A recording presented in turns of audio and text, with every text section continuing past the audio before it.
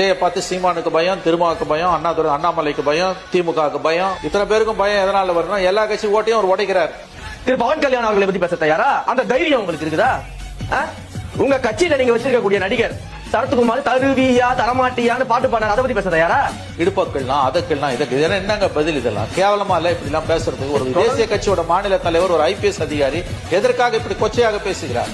இது பாரதிய ஜனதா பார்ட்டி, இது பாலியல் ஜெல்சா பார்ட்டி.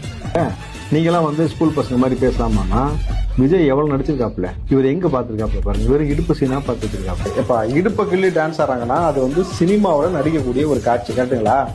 நீ உண்மையாலுமே இவரை என்னங்க செஞ்சிருக்காரு? நீ மொத்த இடுப்பையும் காட்டிட்டு அரை நிர்வாணமா நின்று சாட்டி அடிச்சுட்டு டான்ஸ் ஆடுன எதுக்காக? நீ கவர் பண்ணுவாருன்னு இந்த கேள்வி கேட்பாங்களா, கேட்க மாட்டாங்களா? திரும்பவும் சொல்றேன், பிஜேபி தமிழ்நாட்டுல என்ன சொல்றாங்க? பாரதிய ஜனதா கட்சின்னு சொல்ல மாட்டாங்க. என்ன சொல்றாங்க?